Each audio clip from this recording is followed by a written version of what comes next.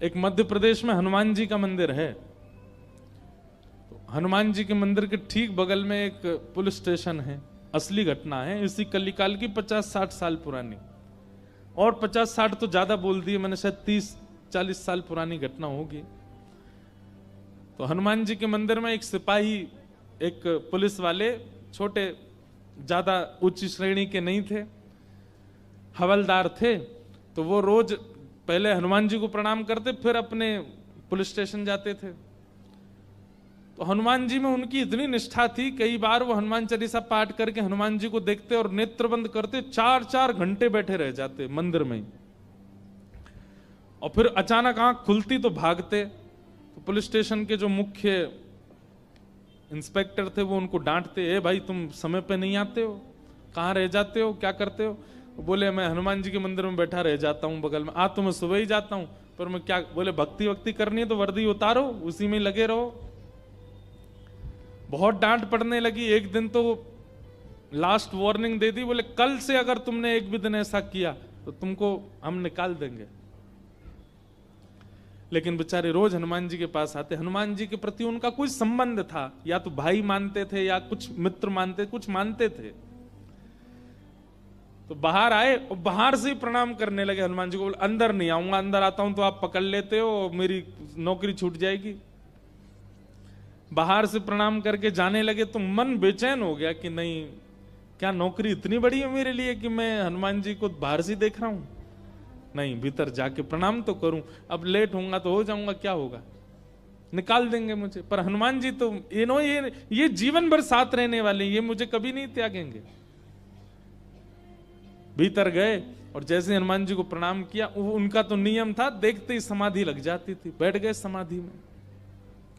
और दिन तो 3-4 घंटे की लगती थी, आज 8 घंटे की समाधि लगी। शाम हो गई और शाम होते ही जब होश आया, बोले जय हो बजरंगबली, तुम भी बढ़िया हो। मतलब जब पता था कि आज अगर मैं लेट हुआ तो मैं नौकरी से निकल जाऊंगा, तो आज 8 घंटा लंबी कर दी समाधि। अब शायद आप ही चाहते हैं कि मैं छोड़ छाड़ दूं नौकरी, ठीक है मैं जाता हूं अभी। अब वो मुझे डांट करके निकालें उससे पहले मैं ही निवेदन कर दूंगा, भाई मुझसे नहीं हो पाएगा। भीतर गए, इंस्पेक्टर साहब से जाकर के बोले, भगवान आप रोज रोज मुझे डांटें, उससे अच्छा मैं आपसे निवेदन कर दूं, मैं इस नौकरी के लिए बना नहीं हूं, आप मुझे निकाल दीजिए। इंस्पेक्टर बोले क्यों, क्या हो गया, और तुम ऐसे क्यों बात कर रहे हो, सब बढ़िया तो चल रहा है, कोई दिक्कत है नहीं? बोले नहीं, देखिए उस दिन भी लेट हुआ, आज भी फिर मैं लेट हो गया। कब लेट हुए? आज सवेरे हम लोग गए तो थे, वो चोर पकड़ के भीतर बंद किया, तुमने उसमें इतने मुक्का मारे घुमा घुमा के बेचारे की नाक से खून निकाल दिया तुमने। हम तुमको रोक रहे थे, लेकिन आज तुम्हें ऐसा बल उठा उठा के फेंक रहे थे उसको। सब बढ़िया तो है, अब समय से आते रहते हो तुम, अब कोई दिक्कत नहीं है, अब क्यों कह रहे हो इस्तीफा देना? बोले मैं कहां गया आपके साथ, मैं तो आज अभी आया हूं पुलिस स्टेशन।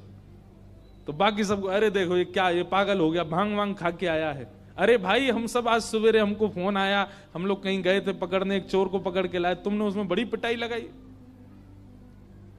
हम सब साक्षी हैं। उसके हाथ पैर कांपने लगे। बोले भगवान, मैं सौगंध खा के कहता हूं अपने परिवार की कि मैं सुबह आया था तब से मंदिर में ही बैठा हूं, मैं आया ही नहीं हूं अभी यहां नौकरी, मैंने ज्वाइनिंग ही अभी शाम को करी है। तुरंत दौड़ करके गए। बोले नाथ, आज मेरी जगह आप गए थे, तभी इतने मुक्का पड़े हैं चोर में। हनुमान जी महाराज गए उसकी जगह। इसका मतलब ये नहीं है कि कल एग्जाम है और आप कहो हे पंडरीनाथ आप ही मेरा रूप धारण करके चले जाओ, पास करवाया हो मुझे। ये तो भक्ति भाव पर निर्भर करता है, जिसका प्रेम अतीत होता है। और एक बात बिल्कुल शुद्ध तरीके से समझ लीजिए, संसार के लोगों को आकर्षण करने के लिए रूप है, संसार के लोग आकर्षित स्वरूप से होते हैं, संसार के लोग आकर्षित आपके वस्त्रों से होते हैं। ठाकुर जी का आकर्षण का केंद्र मानवों का केवल और केवल सरल स्वभाव। जितना सरल स्वभाव वाला व्यक्ति, उतने ज्यादा आकर्षित ठाकुर जी होते हैं उससे।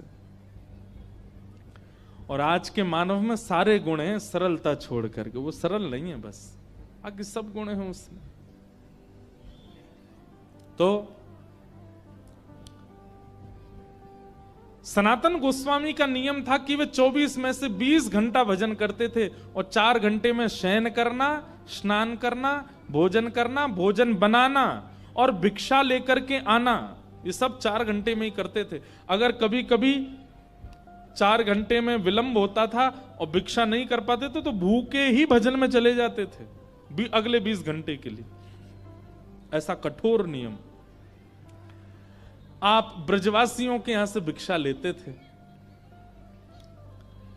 और आपका नियम था पक्की हुई भिक्षा नहीं लेते थे। 2 प्रकार की भिक्षा होती है, एक तो होती है भिक्षा और दूसरी होती है मधुकरी। ध्यान से सुनिएगा, भिक्षा क्या होती है? बोले भिक्षा में आटा, दाल, चावल, सूखा सामान दिया जाता है, ये भिक्षा है। और मधुकरी जो भोजन बना हुआ है, जो सबने पा लिया है, ठाकुर जी को भोग लग गया, उसके बाद जो बच गया है वो मधुकरी है। तो हमारे यहां दोनों प्रकार के उपासक रहते हैं ब्रज में, मधुकरी पाने वाले भी और भिक्षा लेकर के पाने वाले भी। मधुकरी पाकर के भजन करने वाले तो अनेक संत हैं जो ब्रजवासियों के यहां जाते हैं, बाहर खड़े होकर के कीर्तन करते हैं। इतना सुंदर लगता है ब्रज में। अब तो भीड़ बहुत हो गई, हमारे घर तो रोज आते हैं, बाहर खड़े हो जाएंगे और बाहर खड़े होकर के चुपचाप कीर्तन करते रहेंगे, ना बैल बजाएंगे, ना खटखटाएंगे, ना किसी को बोलेंगे, बस कीर्तन करेंगे बाहर खड़े होके। और समय है, गौ दोहन कितनी देर का होता है? गौ दोहन 5 से 7 मिनट का होता है। गौ दोहन, गौ दोहन मात्रेण, बस 7 मिनट करेंगे कीर्तन। 7 मिनट में आपने भिक्षा दे दी तो ठीक, नहीं तो चले जाएंगे। ऐसे आज भी महात्मा रहते हैं ब्रज में। और उनका विचार पता है क्या है? कि भाई जा ब्रज में स्वयं ठाकुर इन ब्रजवासीन के घर में बिन बुलाए घुस घुस के चोरी करके खावे, उन ब्रजवासीन ते हम मांग करके खा लेंगे, हमारो भजन बढ़ेगो। वजन नहीं, भजन, भजन बढ़ेगो। बिना बुलाए डोले घर घर। ठाकुर जी तो बिन बुलाए घुस जाते हैं ब्रजवासियों घर में, कहां बनो सब खोल खाल के पाले। तो संतों की ऐसी भावना होती है, भजनानंदियों की ऐसी भावना होती है, हम भैया ठाकुर जी की तरह भीतर तो प्रवेश नहीं कर सकते, पर मांग के तो पा सकते हैं ना।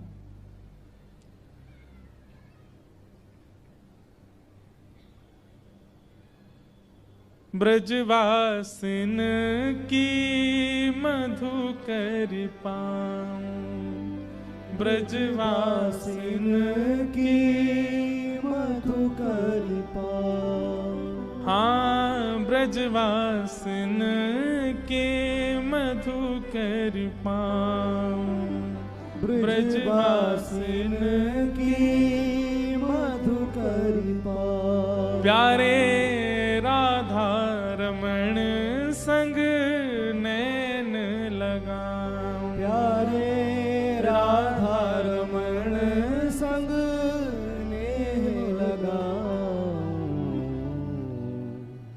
राधिका रानी जी, वृषभानु दुलारी जी, राधिका रानी जी, वृषभानु दुलारी जी। ओ सुन लो अर्ज हमारी हमारी, रहूं ब्रज रज को पास, ओ पासी, रहूं ब्रज रज को पास। आऊं पासे, रहूं ब्रज रज को पास, ओ पासी, रहूं ब्रज रज गाओ भाव से। को ओ राधिका रानी जी, वृषभानु दुलारी जी, राधिका रानी जी, वृषभानु दुलारी जी। हो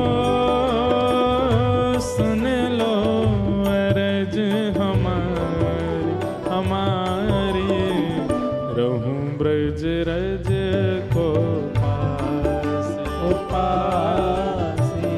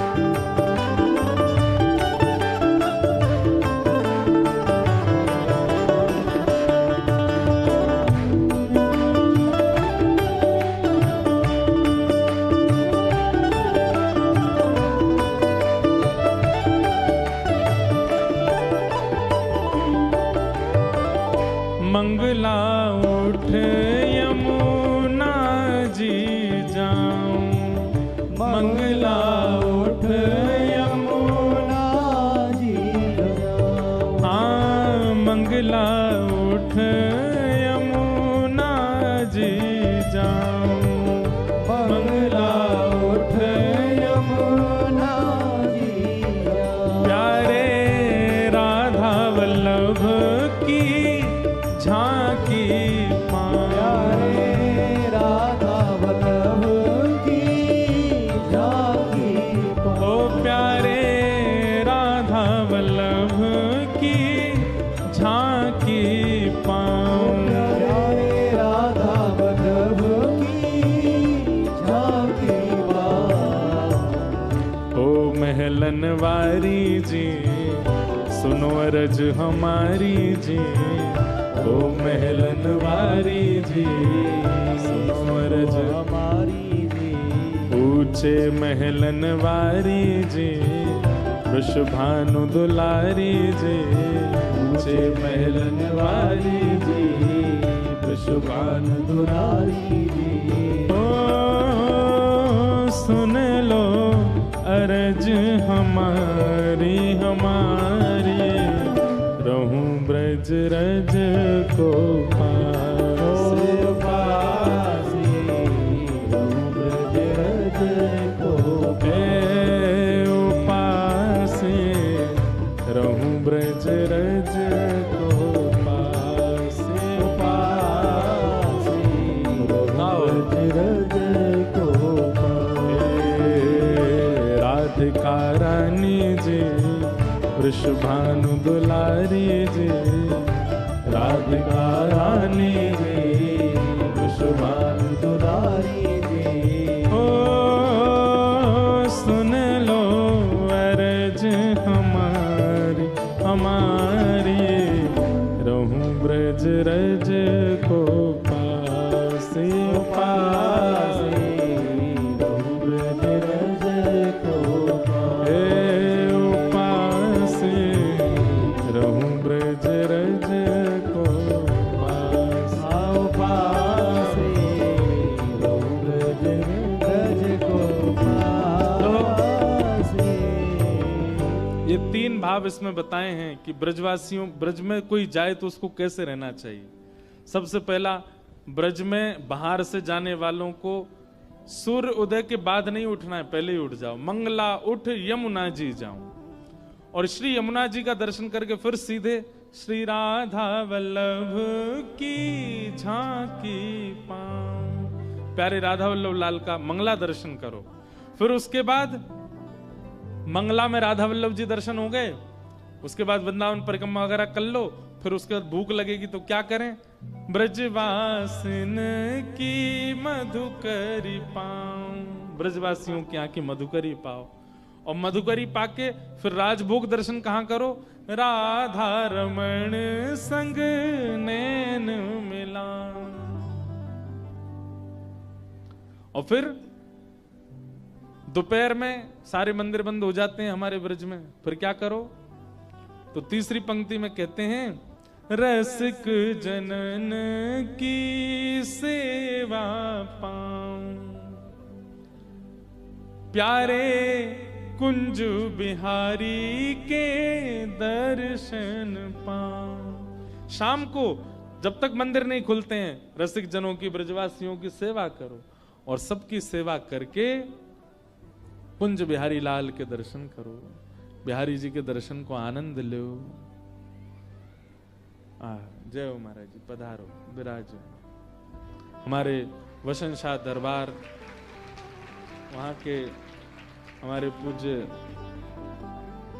साईं पधारे हैं, आपको बारंबार प्रणाम है, बारंबार वंदन है। श्यामा प्यार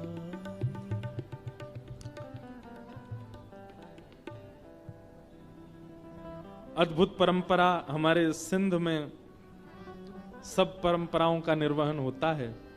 वहीं वसन शाह दरबार के हमारे श्री ओमी साईं जी आए हैं, आपको बारंबार वंदन है, बारंबार स्वागत है। दरबार में जिनके प्रयास से सब हमारे सिंधी भाई लोग अपने गुरु आश्रित हुए ऐसे श्री गुरुमुख दास जी के आप सुपुत्र हैं। आपको बारंबार वंदन है, आपसे खूब स्नेह भाव बना रहता है। आज आपका यहाँ आगमन, बहुत बहुत प्रणाम। अयो लाल सबई चोर झूले। वाह, हम तो सिंधियों के बीच में कथा कर करके थोड़ी बहुत तो हमको भी आ गई है। अच्छो अच्छो वयो, बैठने को क्या बोलते हैं? बसो, वयो वयो वयो। तो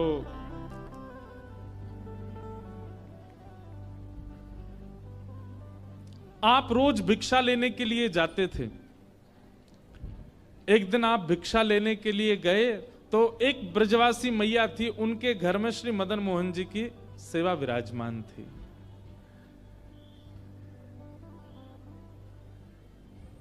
आप रोज मैया के यहां जब भिक्षा लेने जाते तो जब किवाड़ खुलती थी तो आप बाहर से ही दर्शन करते थे, भीतर छोटे से मदन मोहन जी विराज रहे हैं। आप तो देख करके रोज प्रणाम करके चले जाते थे, इससे अतिरिक्त कोई और अवसर आपको मिला नहीं। पर ठाकुर जी को यह बहुत भाग है, जब किवाड़ खुलती और भिक्षा लेने के लिए सनातन गोस्वामी आते, भीतर खड़े ठाकुर जी की अद्भुत सुगंधी से पूरा घर महक उठता। माता जी भिक्षा देके जब घर में आती भीतर तो मन में सोचती कोई इत्र की शीशी फैल गई है, कोई ने अगरबत्ती जला दी है, इतनी सुगंधी कहां से आवे। वास्तव में ठाकुर जी जब अपनी अत्यंत प्रसन्नता प्रकट करते हैं ना, तो वातावरण जो है वो अत्यंत सुखद हो जाता है। उसका स्पर्श, वातावरण की वायु का स्पर्श भी बहुत सुखद लगने लगता है। वातावरण में एक अद्भुत सी सुगंधी का अनुभव होने लगता है।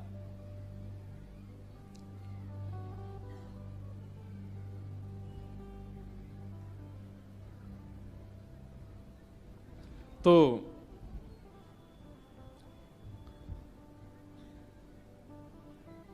ठाकुर जी को भागे सनातन गोस्वामी, हमको भाते हैं ठाकुर जी, पर ठाकुर जी को भागे सनातन गोस्वामी। रात्रि में ठाकुर जी मैया की, बूढ़ी मैया जो थी, उनके स्वप्न में गए और स्वप्न जाके बोले, मैया तुमने मेरी बड़ी सेवा करी, मैंने तुम्हारे घर खूब सेवा करी, खूब सेवा करवाई, खूब 56 भोग अरोगे, खूब आनंद सो प्रेम पायो, लेकिन अब आपके कछु दिना शेष रह गए। मैया को बता रहे हैं ठाकुर जी, मैया से कह रहे हैं कछु दिना में आप तो चली जाओगी वैकुंठ, और फिर मैं अकेला रह जाऊंगा। फिर आपके दूर दूर के रिश्तेदार सब यहां पे आके लड़ेंगे झगड़ेंगे कि हम करेंगे सेवा, हम करेंगे सेवा।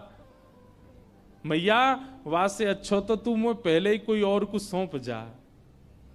तो मैया ने स्वप्न में ही पूछा, जय जय कौन है, कौन ऐसा सुहागन है जिससे आप अपनी सेवा कराना चाहते हैं? तब ठाकुर जी बोले, मैया एक बाबा तो भिक्षा लेवे आवे, सनातन बाबा, वही को तू मोह पधरा दे, मैं वही के पास ही अपनी सेवा करवाऊंगा। मैया पहले तो बहुत रोई, बोले मेरी सेवा में कोई कमी है ठाकुर जी? बोले कमी नहीं है मैया, तू बस कछु दिना की मेहमान हो रहे। मैया को कष्ट भी दे दिया और चिंता भी दे दी। किसी को पहले ही बता दो कि भैया तुम्हारे कछु दिन ही शेष बचे, तो वैसे ही बेचारो टेंशन में आ जाए। ठाकुर जी केवल इतना ही कह देते कि उसको दे दो, ये क्यों बता दिया कि कछु दिना में ही जाने वाली है।